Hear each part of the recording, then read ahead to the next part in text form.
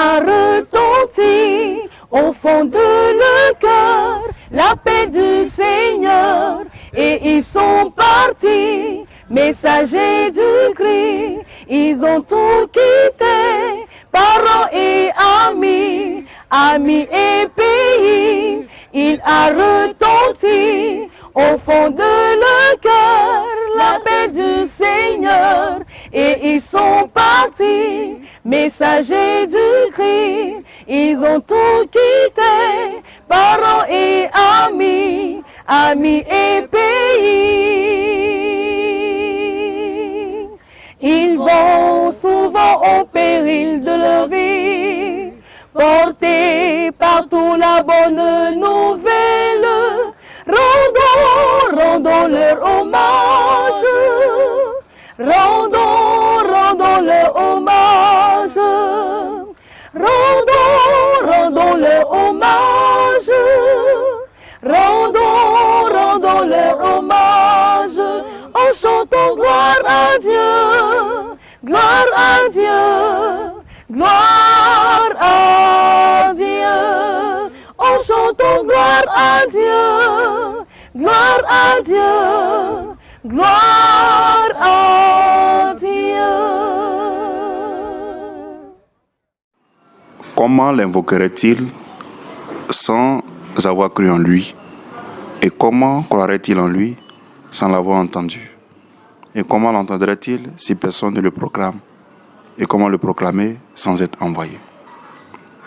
C'est ainsi que nos pères de la Société des missions africaines, répondant au mandat évangélique du Christ, allaient de toutes les nations pour proclamer la bonne nouvelle de Jésus-Christ, la bonne nouvelle du salut, ont franchi les frontières de la Côte d'Ivoire. Je suis le père Pierre Boutin, j'ai passé de la SMA. J'ai passé une quarantaine d'années dans le diocèse de Korogo, dans diverses paroisses. Et également, j'ai passé une dizaine d'années au musée de Lyon pour m'occuper de la collection du musée des missions africaines de Lyon. Voilà. Les pères sont venus en Côte d'Ivoire parce qu'il y a eu une demande du gouverneur Binger qui s'était adressé au père Augustin Planck à Lyon et qui avait demandé des missionnaires pour prendre place dans les écoles. Il y avait un problème de santé pour les instituteurs laïcs qui ne durait pas. Et alors, en 1895, fin 1895, le père Amar, Alexandre Amar, et le père Émile Bonhomme ont donc débarqué. Si les pères SMA sont venus dans la joie, cette joie sera vite mise à l'épreuve par des défis. Le père Bonhomme a eu quelques problèmes parce qu'il a dénoncé les sacrifices humains qui se faisaient à l'occasion des funérailles. Souvent, le défunt était accompagné de son esclave ou d'une femme qui devait le servir dans l'autre monde. Il a dénoncé ça. Ça a fâché les gens de Memni et ça a fâché le gouverneur qui affirmait que l'esclavage n'existait plus en Côte d'Ivoire, ni les sacrifices humains. Alors on a dû changer le père Bonhomme. Et le père Méraud, arrivé en 1896, l'année d'après, a donc pris sa place à Memni, où il est resté jusqu'à sa mort en 1958. Un bel exemple de longévité et de durée au même poste. En 1899, épidémie de fièvre jaune.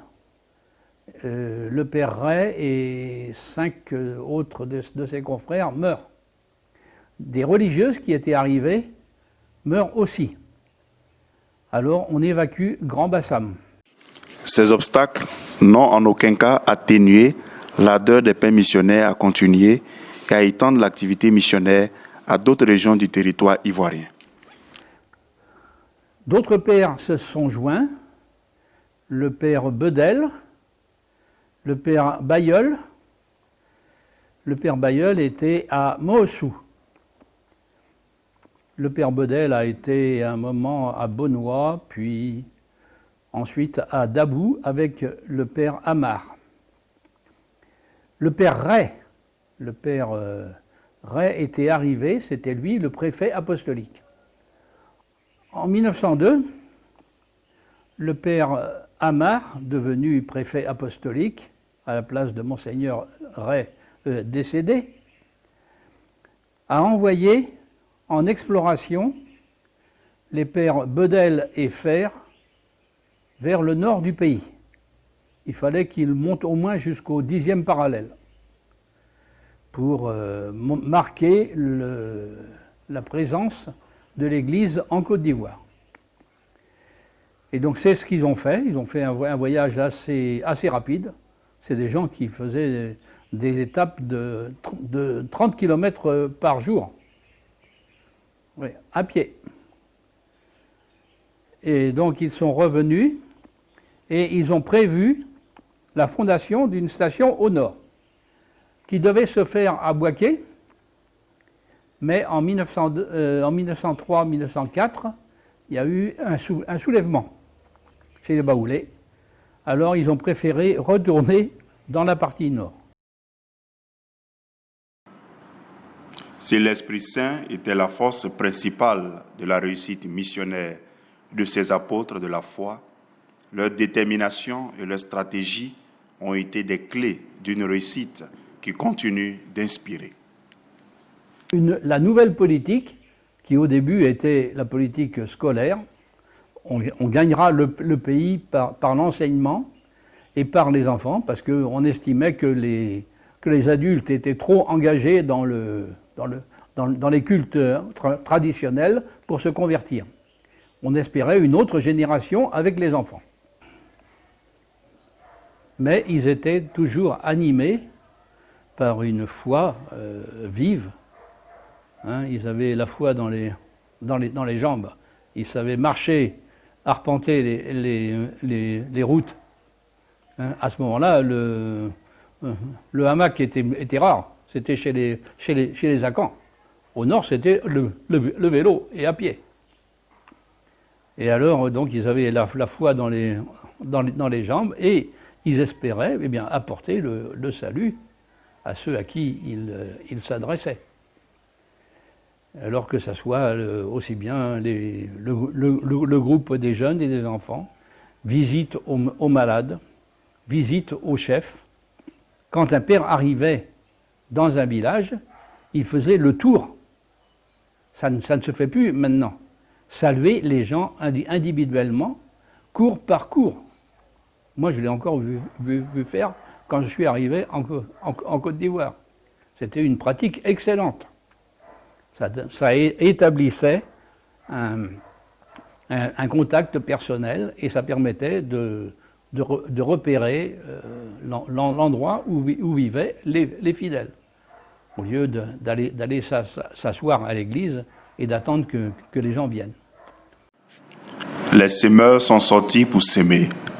La graine est tombée sur une bonne terre et elle a porté des fruits en abondance, pour que cette foi ne s'éteigne jamais, afin qu'elle continue d'être transmise de génération en génération.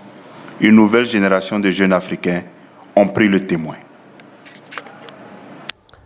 Je suis le père Seka Ogunassis, le supérieur provincial SMA en Côte d'Ivoire. Je dirais que, étant africain, venir travailler après les confrères européens, d'abord pour moi c'était un grand défi parce que c'était le visage de la SMA, de la représentation de la SMA au niveau de la Côte d'Ivoire qui changeait. Donc un passage des missionnaires qui sont venus à un leadership d'origine locale, d'origine du pays. Et donc pour moi c'était un grand défi à relever. Il fallait aussi trouver ma place dans la vie de l'Église de Côte d'Ivoire pour pouvoir représenter dignement la SMA. Auparavant, quand on parlait de la SMA au niveau de la région, c'était des Européens. Et maintenant, c'est un Africain qui vient. D'abord, les questionnements au niveau de l'Église. Ok, c'est un nouveau visage, un Africain. Est-ce qu'il pourra faire du travail? Est-ce qu'il est formé assez pour le travail? Et on se pose beaucoup de questions, même moi-même. Est-ce que je pourrais relever vraiment le défi qui nous attend? C'est des questionnements et bon, à l'instar du roi Salomon, ben, c'est de demander la sagesse afin que le Seigneur puisse m'illuminer, me donner le discernement afin de pouvoir faire ce travail. Depuis 2016, octobre 2016, je suis venu ici où j'ai travaillé en coordonnant les activités de la SMA au niveau de la région et aussi préparer la région à cette nouvelle restructuration qui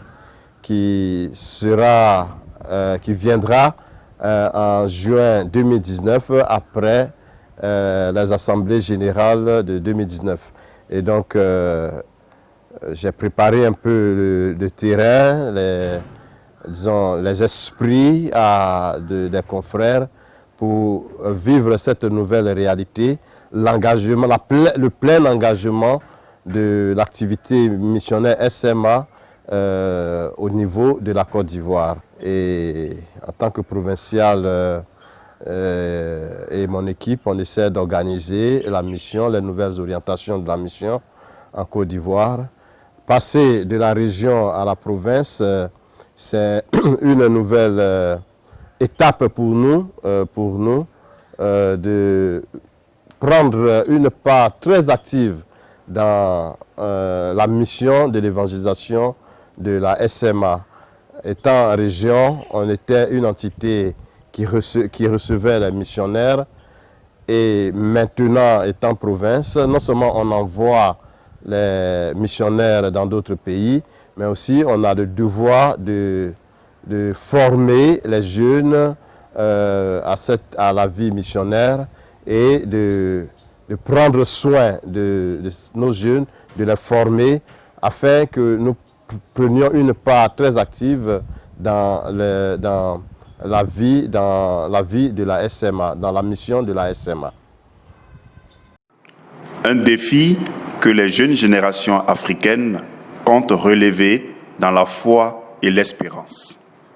Nous avons de l'espérance au quotidien, avec une certaine assurance que le Seigneur, c'est l'œuvre du Seigneur. Et donc, puisque c'est son œuvre, il saura nous guider, il saura nous accompagner. L'espérance qui a été au cœur et qui continue d'être au cœur de l'activité missionnaire des pères de la Société des missions africaines s'est matériellement traduite par l'action de la charité pour le bien de l'homme, de tout homme et de tout l'homme. Ils ont eu également le souci de l'homme. Avec d'autres confrères de la région de Mans, on avait vu comment les jeunes étaient un peu démunis. C'était des planteurs, mais démunis. Ils ne savaient pas quoi faire de leur production, de leur riz. Et on a essayé de créer des petites coopératives afin qu'ils puissent avoir un bon prix de vente, avoir aussi des ressources, et avec ces coopératives, une petite formation. Et certains parmi ces jeunes sont devenus après des animateurs même de communautés villageoises et chrétiennes. Un point qui nous a marqué toujours, c'était les malades. Les malades aussi, on a un cœur. Et quand on voyait la misère de ces gens-là, on compatissait à leur misère. Et on essayait de créer des petites boîtes de pharmacie. Et chaque missionnaire avait sa petite boîte de pharmacie dans le véhicule, dans leurs 2 chevaux, ou bien 4 ailes après, à l'époque.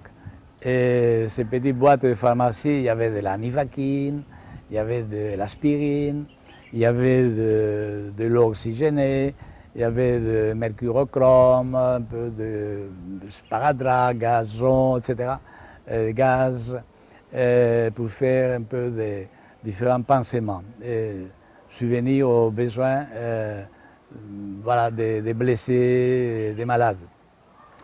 On a eu également le souci de la justice. Et là, je me rappelle que tous les missionnaires, plus ou moins, ont vécu des moments où il fallait intervenir, il fallait crier fort et dire il y a telle injustice. Et bon, on a été amené aussi au moment de la grande crise de 2002 à intervenir. Dans toutes les guerres, il y a la Caritas qui fait un effort, qui passe de l'autre côté. On a envoyé de la nourriture, des sacs de riz, des vêtements, des médicaments. Le service de la charité des pères SMA n'était pas qu'uniquement tourné vers les pauvres, mais une forme de solidarité existait entre les confrères eux-mêmes. J'avais même proposé que dans ce temps de crise, il y a des confrères qui sont touchés, qui sont fatigués, des confrères qui sont restés sur place, qui ont été harcelés par les rebelles ou bien par d'autres forces. Ils sont tombés malades, même psychologiquement, ils étaient un peu touchés.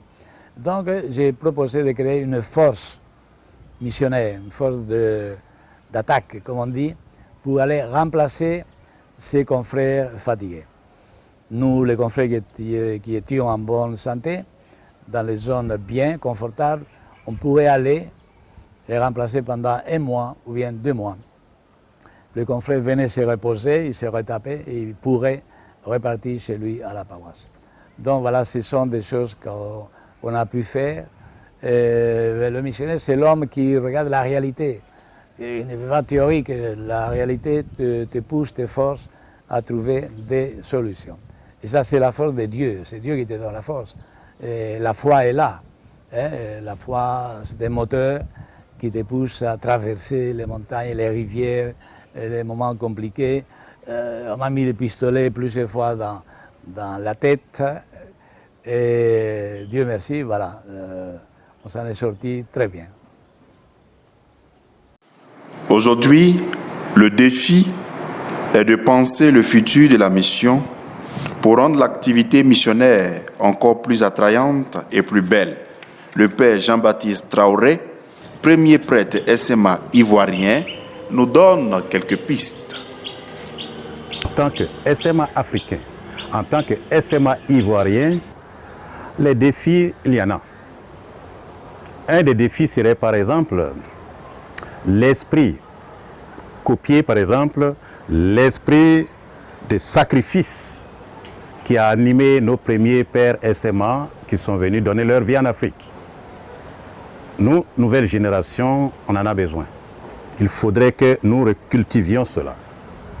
Un autre défi, à mon sens, c'est gérer nous-mêmes nos moyens, matériels surtout, pour prendre en charge cette mission, parce que qu'on le veuille ou pas, la mission se finance. La mission a besoin des sous, la mission a besoin des matériels pour pouvoir avancer. Et nous sommes dans un pays, heureusement, qui est assez nanti, mais cela ne suffit pas. Il faut les générer, il faut générer les fonds, il faut savoir les gérer. Cela est pour moi un défi à relever. Et entre nous, SMA africains et ivoiriens en particulier, il faudrait qu'il y ait cette convivialité, cette fraternité, qu'on échange beaucoup, qu'on partage beaucoup des expériences, sachant que chacun avec ses talents, nous sommes en train de faire une même mission à la suite de notre fondateur, Monseigneur de Brézillac, et en même temps dans le champ du Seigneur, dans le champ de l'Église. Dans le champ, oui, dans le champ de l'Église. Et un autre point que je vois très important dans le futur, c'est nous-mêmes de redessiner, de nous resituer face au diocèse, puisque nous sommes SMA. Qu'est-ce qu'un diocésain? qu'est-ce que le diocèse serait fier d'apprendre de moi aisément? Qu'est-ce que le diocèse serait fier d'apprendre de moi aisément? Alors, je pense que cela est déjà beau, et si on pouvait savoir cela. Et ensuite, donner un peu, ouvrir nos horizons. L'être humain aujourd'hui, l'Africain, l'Ivoirien aujourd'hui, se trouve vraiment dans un contexte pastoral, et je crois qu'il faut avoir des spécialistes plus ou moins dans chaque secteur. Alors, si nous pouvons faire ça, l'avenir est radieux. Oui, il y a effectivement 125 ans que les semeurs sont sortis pour s'aimer la graine de l'Évangile, sémence pour le salut des âmes. La graine est tombée sur une bonne terre et elle a porté des fruits en abondance. Une sémence qui s'est faite en parcourant des kilomètres et kilomètres à pied. Nos missionnaires avaient la mission dans les jambes. En reconnaissance à ce oui de ces héros de la foi, qui valut à tout un peuple le bonheur de rencontrer le Christ et son évangile, des voix s'élèvent aujourd'hui en action de grâce pour jubiler. Jubile, peuple de Côte d'Ivoire, jubile, Église de Côte d'Ivoire, jubile, chrétiens de Côte d'Ivoire. Pouvons-nous fièrement scander, car par les pieds et les mains si fragiles des missionnaires, Dieu a bien voulu vous exprimer sa miséricorde en vous offrant le don le plus précieux, qui est le don de la foi. Que cette foi reçue ne s'éteigne jamais, pour qu'avec courage et espérance, vous puissiez la transmettre de génération en génération, pour que jamais l'œuvre de la mission ne s'arrête. Vive l'Église de Côte d'Ivoire, vive la SMA, vive la mission.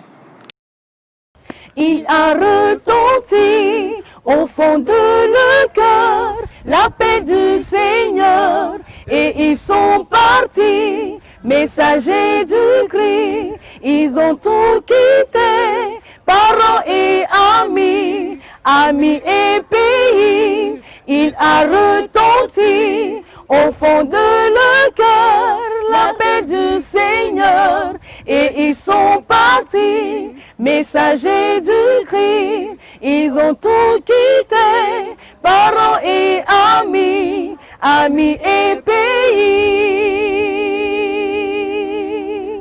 Ils vont souvent au péril de leur vie, portés partout la bonne nouvelle. Rendons leur hommage, rendons leur hommage, rendons leur hommage, rendons leur hommage, en chantant gloire à Dieu, gloire à Dieu, gloire à Dieu, en chantant gloire à Dieu, gloire à Dieu, gloire à Dieu.